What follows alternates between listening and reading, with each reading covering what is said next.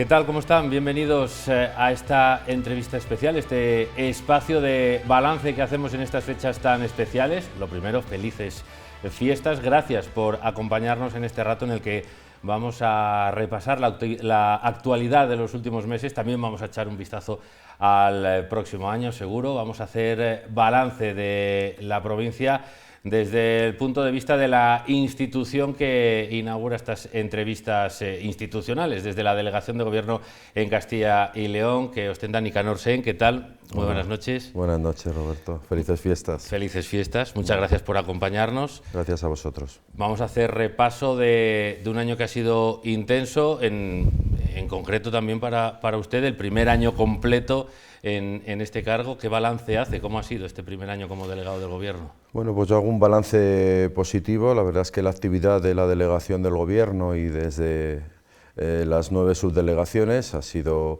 un año de mucho trabajo, de un trabajo muy intenso, de estar presentes en el territorio, y prueba de ello pues es, por ejemplo, a nivel de delegación, las más de 400 reuniones que se han mantenido con prácticamente todos los sectores de la sociedad. Estamos hablando de sindicatos, estamos hablando de entidades locales, otras administraciones, otros organismos, estamos hablando de sindicatos, estamos hablando de empresas, de organizaciones empresariales.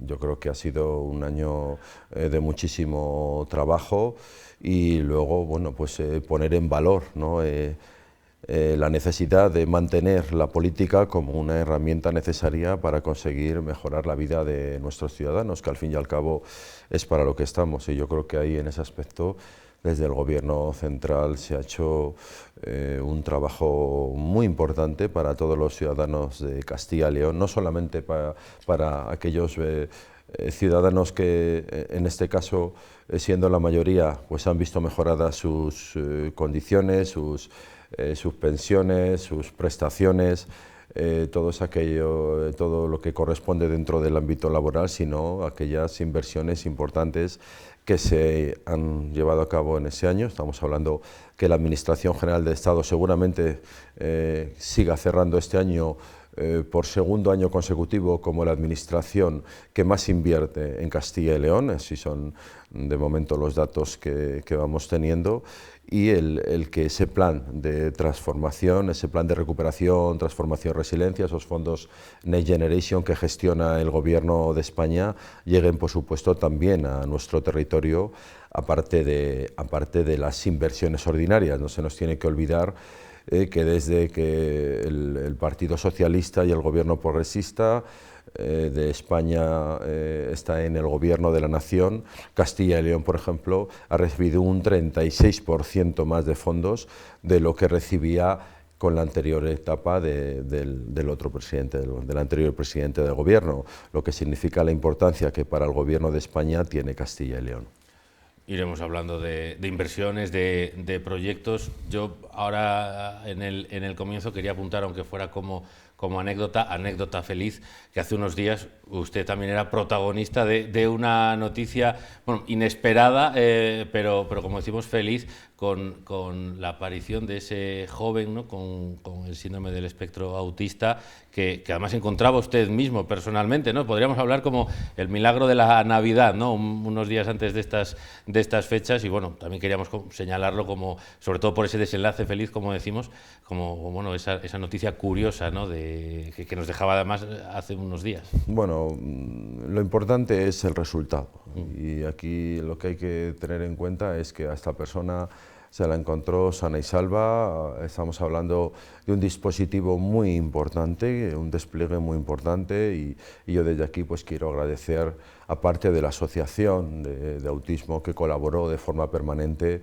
a todos los cuerpos y fuerzas de seguridad del Estado. Estamos hablando de la Policía Nacional, estamos hablando también de la Guardia Civil para aquellos entornos de los cuales son competencia, estamos hablando también de la Policía Local, en este caso de San Andrés del Rabanedo, estamos hablando de los bomberos, estamos hablando de la DIA, estamos hablando de los miembros también de la Unidad Militar de Emergencias que se incorporaron a este dispositivo con esos equipos de última generación, esos drones de última generación que por parte de del comisario se solicitaron y que todos pusimos a disposición, todos y cada uno de los medios. Bueno, para mí la verdad es que fue un momento pues muy feliz, esos que no olvidaré en toda mi vida, pero hombre, el valor yo creo que es un valor de todas las personas, de los propios vecinos que trabajaron y que colaboraron, y que al final lo que importa es el resultado y el encontrar a este joven, ¿no? Este joven sano y salvo, y que todo esto haya quedado en una anécdota. Eso es lo que tiene realmente importancia. Y que no hubieran pasado más horas y se le encontraba relativamente sí, porque las condiciones climatológicas eran bastante adversas, estamos hablando de temperaturas bajo cero y luego una sensación térmica pues también pues mucho frío, mucho frío. Si hacemos repaso de este año, podemos señalar algunos temas que han dado especialmente que hablar. Uno de ellos que vuelve a estar de actualidad, como es la llegada de refugiados a la comunidad y a la provincia de León, vuelve a estar de actualidad porque ACCEN, por ejemplo, ya ha anunciado que en San Andrés va a contar con otro centro para ampliar el número de usuarios de asistencia. En verano vivimos esos días, esas semanas un poco tensas en Villaquilambre con la llegada de esos refugiados al chalet de Pozo. Al final todo ha ido bien, todo sin ningún incidente, como se esperaba, con normalidad, incluso con algunos ya trabajando, pero bueno, es cierto que queda ahí pues esa sensación de que todavía hay algunas cuestiones que sobrellevar, ¿no?, con esta política que se está llevando a cabo de acogida de refugiados, y que todavía hay ciertas reticencias que salvar. Bueno, la política que se está llevando a cabo la marcan las circunstancias que son las que la propician. Estamos hablando que todo lo que tiene que ver con el ámbito de estos refugiados es por una situación migratoria que tiene un origen en una inestabilidad de muchos países. Estamos hablando principalmente de los países del norte de África, y eso es lo que origina que se hayan tenido que llevar a cabo y que crear estos centros de estos refugiados, que en muchos casos son personas que vienen con la mayor protección de figura internacional, con la protección internacional, y que llegan a nuestras costas. No estamos hablando de un problema de nuestro país, sino que estamos hablando de un problema europeo. Y por lo tanto el país tiene que acoger a estas personas que llegan a nuestras costas. Sí es verdad que lo primero debe de hacerlo por humanidad, lo segundo por el derecho internacional de estas personas, siguiendo además también, por supuesto, las directrices establecidas por la Unión Europea, pero no se nos tiene que olvidar que esto es un camino que sí o sí había que recorrer, efectivamente, y lo has comentado de una forma muy correcta. Lo que ha ocurrido es lo que dijimos: en estos centros estas personas llegan, a estas personas se las da una formación, se las enseña en nuestro idioma, se las enseña también parte de nuestra historia, se les da en muchos casos pues una formación que tiene que ver principalmente con su incorporación al ámbito laboral. Muchas de estas personas que han llegado aquí, ya que esta protección que se les facilita es una protección que les faculta para poder residir y para poder trabajar, muchas de ellas ya se han incorporado al mercado laboral. Además, se incorporan a un mercado laboral que todos sabemos que vienen a cubrir en muchos casos puestos de trabajo de difícil cobertura. Tenemos que ser realistas, y yo creo que ha pasado lo que nosotros dijimos, que es precisamente nada. ¿Qué es lo que tenía que ocurrir? Pues lo que ha ocurrido es que todo esto se basa dentro de una normalidad, como está ocurriendo en otros territorios. Es verdad que estos centros tienen una provisionalidad, y que en muchos casos, pues dependiendo de los flujos que se reciben de estas personas, en muchos casos pues hay que aumentar las plazas, pero bueno, estamos hablando de una temporalidad también. Quizá falta un poco de información previa, dada el volumen de gente que llegaba, porque es verdad que esta práctica, bueno, nos lo decían desde distintas organizaciones, es algo habitual, pero quizá lo que llamaba más la atención era que fuera un grupo tan grande. Quizá faltó algo más de información para tranquilizar a los ciudadanos, o deberíamos verlo todo como más normalizado. A mí me gustaría saber cuál es lo que significa, a partir de qué cifra se cataloga esto como un grupo grande, no sé, a mí me parece que el grupo que vino de personas, poco más de 180 personas, me parece que es una cifra que precisamente no es grande, ¿no? Yo creo que el número de personas que recibimos cuando la situación de Ucrania fue muchísimo mayor, entonces yo creo que no se puede calificar como un grupo grande, y menos para localidades de la entidad en las que se está acogiendo a estas personas, porque en esas localidades se cuentan con esos centros. Lo de la información, bueno, es que la información en una situación migratoria como la que se está llevando a cabo es una situación que se produce a diario. Estamos hablando de un flujo permanente de personas que llegan a nuestras costas, principalmente a las Islas Canarias, y que en un día pueden llegar en un momento 400, por la tarde otras 500, va sumando un volumen importante de personas con esa atención que hay que prestarles, y entonces hay momentos en los que prácticamente no tienes mucho tiempo para planificar. Por eso se establece esta colaboración permanente del Ministerio con esas organizaciones no gubernamentales, en este caso con algunas que ya trabajaban en nuestra ciudad y en nuestra provincia con inmigrantes, y prueba de ello, bueno, pues que el resultado es el que tenía que ser, que es dentro de una normalidad de inserción. Siempre puede haber problemas, yo siempre lo he dicho, son personas que en muchos casos tampoco se conocen, son personas que vienen de diferentes países, son personas que conviven todas juntas en un edificio, por lo tanto no podemos obviar que pueden surgir roces, pero bueno, el tiempo nos ha dado la razón, y yo creo que nos tenemos que quedar siempre hay que intentar en la vida quedarse siempre con lo bueno, y en este caso, de momento, es lo que estamos teniendo.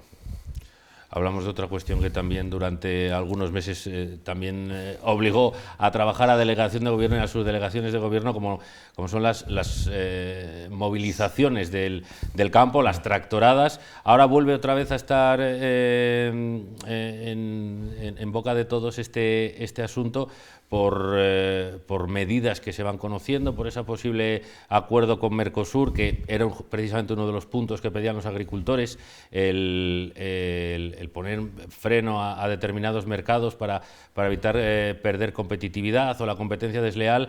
¿Cómo ve el futuro del campo? ¿Cómo han vivido esas reclamaciones del sector y cómo ven cómo puede evolucionar? Porque hay organizaciones, pues eso, que de nuevo están ya quejándose y planteando movilizaciones. Bueno, prácticamente dentro de muy poquito tiempo se va a cumplir un año de estas movilizaciones.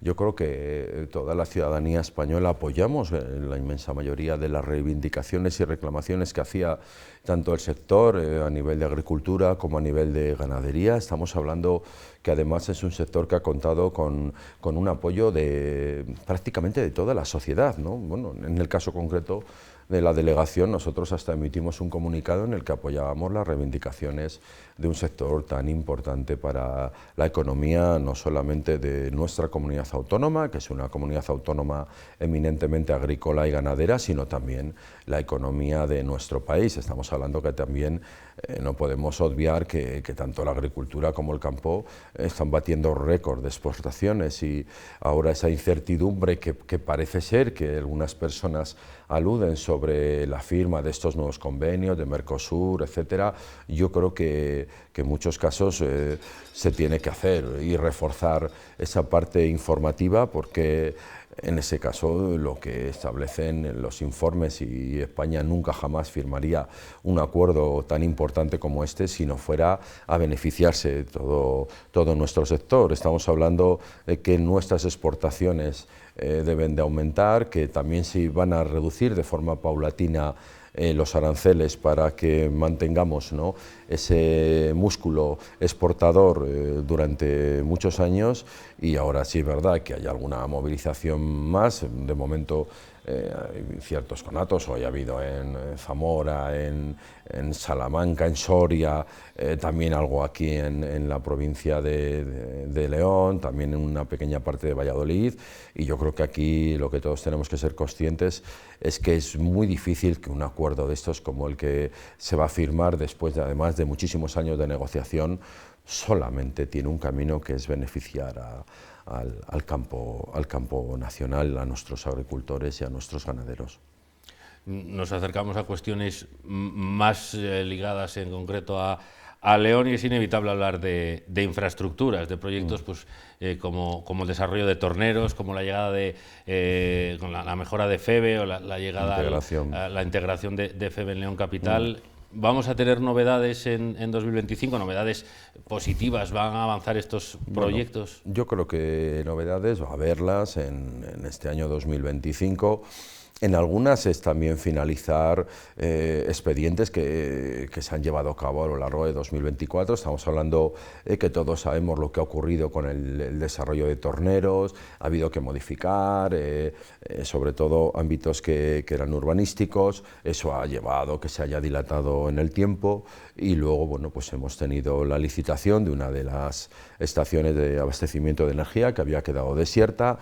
Esa nueva licitación se saca de nuevo, se mejora o se actualizan los pliegos y a partir de ahí el Gobierno ya está además manteniendo contactos para buscar ese socio privado como se ha hecho, por ejemplo, en Villadangos. No se nos tiene que olvidar que hace muy poquito tiempo se ha puesto en marcha ese nuevo ferrocarril en el polígono industrial de Villadangos, que ha sido financiado prácticamente en su totalidad por los fondos del Ministerio de Industria y que además es un ámbito muy importante en un polígono importante también como es el de Villadangos, que es esa parte de logística que hoy es primordial para cualquier empresa, ¿no? El reducir los costes de desplazamiento, de transporte de todos los productos que se fabrican y que se originan en esos polígonos industriales para ser mucho más competitivos en el mercado. En ese aspecto, la idea de Torneros viene a ser prácticamente muy similar a la de Villadangos, en la que desde el Ministerio se busca, como se ha hecho en este caso, en este otro polígono industrial, el compromiso también de la iniciativa privada, una iniciativa, bueno, un proyecto colaborativo entre la iniciativa privada y el Gobierno de España. En el caso de FEVE está la integración en León Capital, que muchos pueblos del Torío, por ejemplo, pedían para que fuera más útil el uso de ese tren. También hay otras cuestiones, por ejemplo, en el municipio del que usted fue alcalde, en Cistierna, que se puede cerrar esa estación y perder puestos de trabajo. Bueno. El desarrollo de esa línea parece que tiene diversas carencias. Yo no sé si se va a reforzar con esa llegada a la estación de Matallana y con esas otras infraestructuras. Bueno, Roberto, yo conozco perfectamente, he sido alcalde de Cistierna durante 20 años y sé perfectamente y conozco perfectamente todo aquello que tiene que ver con esta línea. Yo creo que las cosas hay que decirlas claras. Nunca se ha cerrado la estación de Cistierna y nunca se va a cerrar. Lo primero, por una sencilla razón. El Gobierno de España apuesta por esta línea y prueba de ello es la finalización de las obras de mejora, que además son obras de mejora que tienen que ver con una transposición de una normativa de seguridad europea. Se acaban de invertir, se han finalizado hace muy poquito tiempo una inversión de más de 23 millones de euros en esta parte de las obras. Estamos hablando que es una de las mayores inversiones que se realizan en esa parte de la línea en las últimas décadas, no estamos hablando de los últimos años, en las últimas décadas. Por lo tanto, cuando se invierte en una infraestructura tan importante como esta es porque no se va a cerrar, sino que precisamente lo que se hace es para potenciar.